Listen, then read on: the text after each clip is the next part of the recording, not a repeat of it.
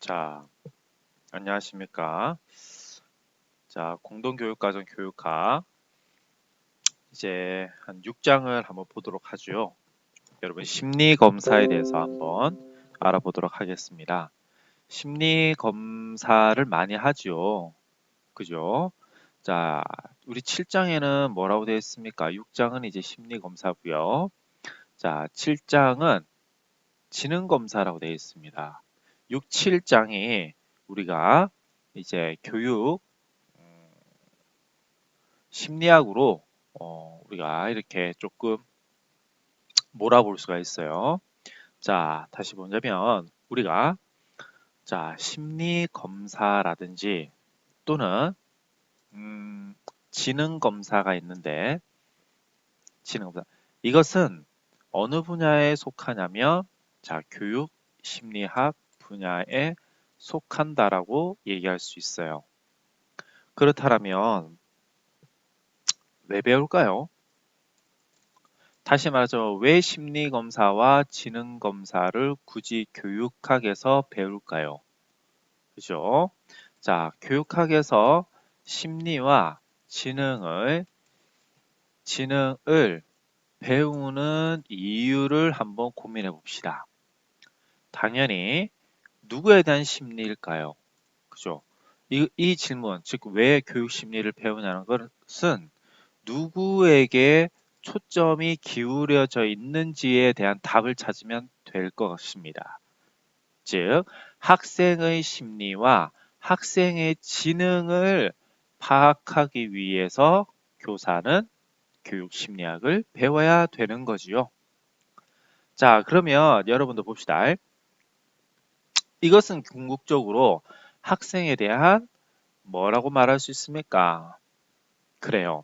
바로 그들의 학업 성취와 그들이 가지고 있는 어떠한 능력을 잘 길러주기 위해서 그런 거죠. 자, 이것도 역시 학생의 학업 성취와 어떠한 능력, 배양의 목적, 다시 말하자면 향상의 목적이 있기 때문에 교육 심리학을 배우는 겁니다. 자, 여러분들 때문에 우리가 너무 이론적으로 접근할 필요는 없습니다. 그럼에도 불구하고 우리가 이 심리학을 잘 파악해야 될 여러 가지 이유를 한번 인식해 볼 수 있도록 그렇게 합시다. 좋아요. 자, 그렇다면 심리검사부터 우선 보도록 하겠습니다.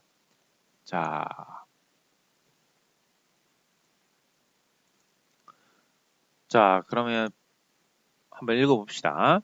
1905년에 비넷의 노력으로 정신지체아와 행동이탈자를 감별할 목적으로 심리검사가 개발되었다고 할 수 있다. 여기 보면 평균에 미치지 못하는 사람들을 구별해내기 위해서 심리검사가 개발되었다 할 수 있습니다. 자, 이후 프란시스 잘토는 갈톤입니다. 개인차 자료를 분석하기 위해서 다시 이제는 못한 사람들, 즉 기준에 못 미치는 그러한 부진화라든지 지진화를 구별하기 위한 것이 아니라 개인차 자료를 분석하기 위해서 심리검사의 통계적 방법을 추가한 거죠. 점차 심리검사가 발전하여 학업지체와 정신지체를 선별할 수 있는 지능검사에서 정신연령 수준을 도입하였고, 자, 정신연령까지 알게 되는 거죠. 그러니까 그 나이 또래에서는 평균적으로 이 정도는 해야 돼 라는 개념이 이제 생기게 된 거죠. 미국에서는 1차 세계대전 중 군병력의 적성을 알아보기 위해서 암리 A, 특히 이것은 언어성에 초점을 맞춘 적성 검사예요. 자, 암리 B, 비언어성에서 비약적으로 발전하였다라는 뜻인데요. 다시 말하자면 미군에서 글을 아는 사람이 있고 모르는 사람이 있어요. 그렇다면 아는 사람에게 맞추어진 적성 검사가 있어야 되는 반면에 적성이 있지만 글을 몰라서 표현 못하는 사례가 있을 수 있지요. 이런 사람들을 위해서 앞니, 비, 즉 비언어성 적성 검사가 나타난 겁니다. 이후 심리검사는 더 분화되어 성격, 인성검사, 적성, 흥미검사 등으로 세분화되었다라고 알 수 있겠죠. 자, 그러면 우리는 여기서 심리라는 말이라는 것은, 자, 우리 한번 봅시다. 자, 심리라는 말이라는 것은 뭐를 포함하고 있다라고 할 수 있습니까? 그쵸? 자, 이렇게 성격 또는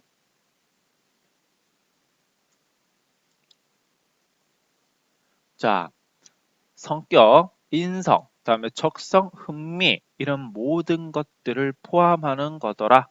자, 심리검사는 개인의 대표적인 행동 표현을 표준화되고 체계화된 방식으로 수량화하여 측정하는 것이다. 이때 수량화라는 것은 여러분들 뭡니까? 등급을 매긴다라고 되겠죠. 계량적으로 수치로 나타내는 거예요. 수치로 나타내는 겁니다.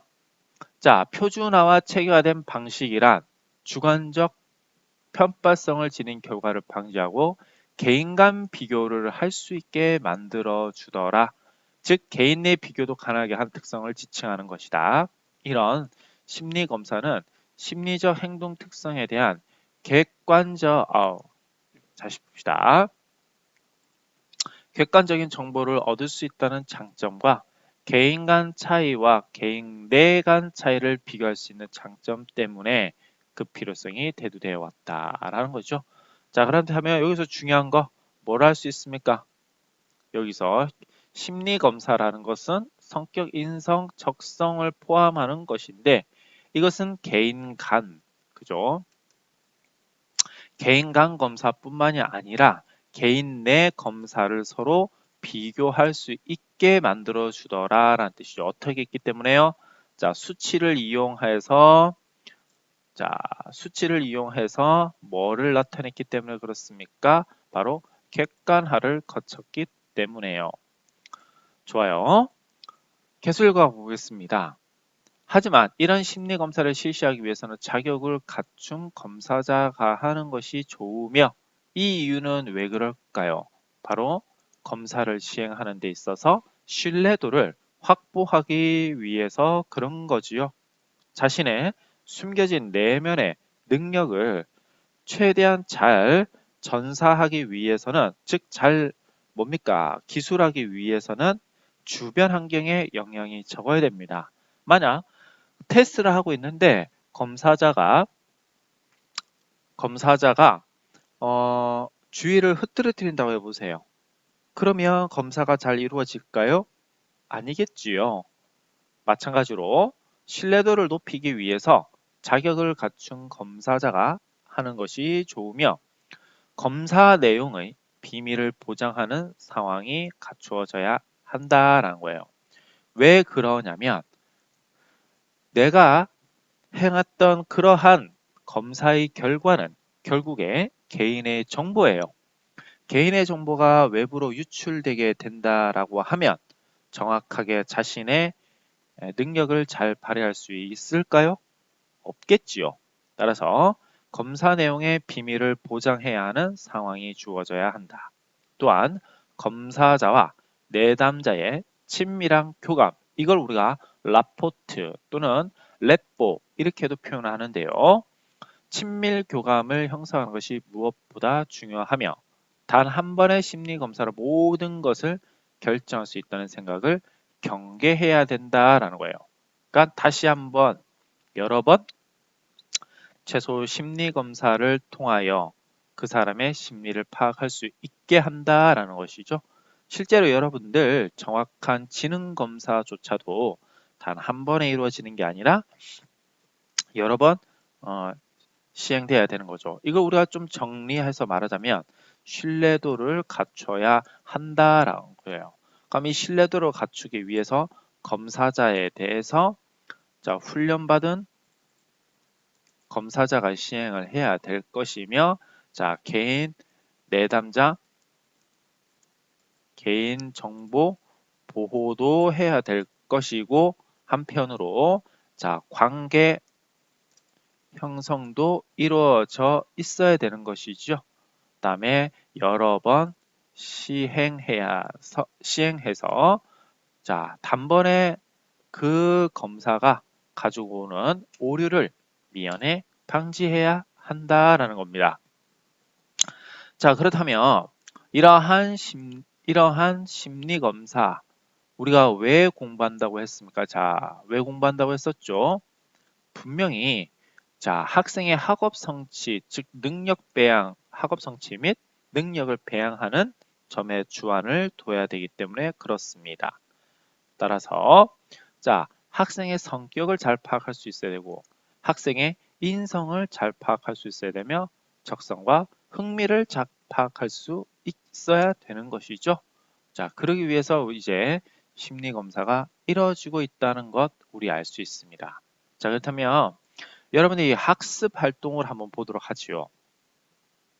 여러분들도 인터넷상에서 간단하지만 다양한 여러 개의 심리 검사를 아마 알고 있을 것입니다. 예를 들자면 이런 거죠. 색깔을 예를 들자면 다양한 것들이 있을 수 있는데요. 보시는 바와 같이 자, 심리 검사라는 것들을 우리가 자, 이렇게 한번 구글에서 한번 찾아봤습니다. 그랬더니 보시는 바와 같이 이렇게 나왔어요. 자, 심리 검사는 개인의 행동 양식을 이해하고 심리적인 특성을 발견함으로써 개인의 강점, 약점을 파악할 수 있다는 뜻이에요. 자, 대략 여기에서는 한 4가지가 나오는데요. 성격 검사가 있습니다. MBTI가 가장 대표적인 바로 심리 검사라고 할 수 있겠죠. 다시요. 성격에서는 자, MBTI 검사가 있을 수 있겠고 자, 그 다음에 투사 검사가 있습니다. 그러면 로샤 잉크 검사라는 것은요.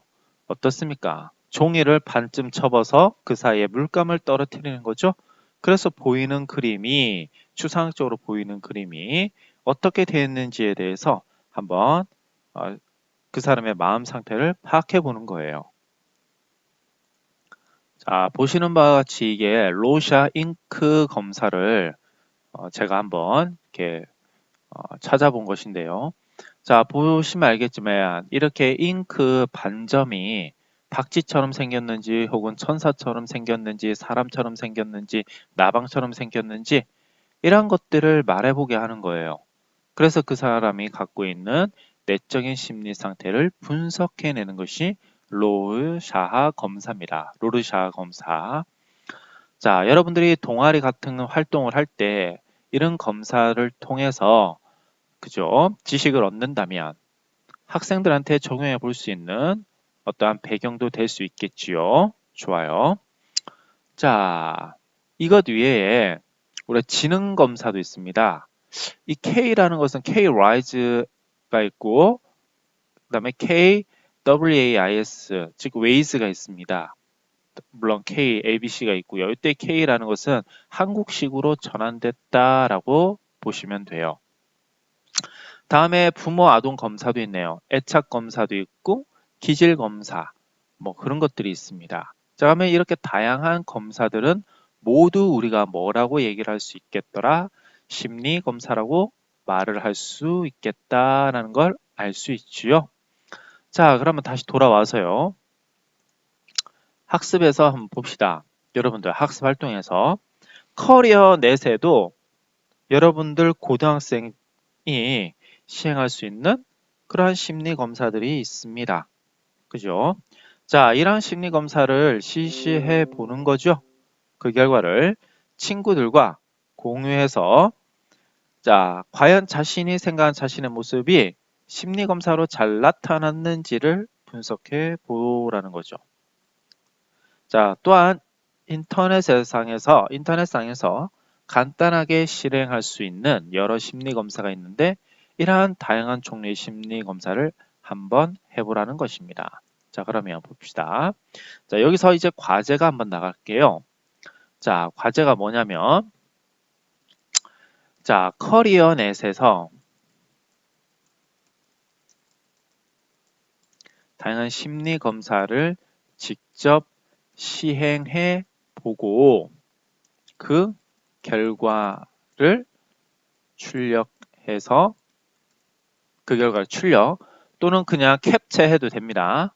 그죠? 출력해서 선생님 이메일로 보내기. 왜 그럴까? 왜 이메일로 보내라고 하는 걸까요? 아까 우리가 뭘 배웠습니까? 심리검사는 개인의 정보 보호를 해줘야 된다라고 얘기를 했었죠? 그러니까 이것만큼은 여러분들이 선생님 개인적으로 메일을 보내주시기 바랍니다. 그러면 이제 이를 바탕으로 선생님은 여러분들 자신을 좀 더 명확하게 파악해 볼 수 있게 되는 것이죠. 좋아요.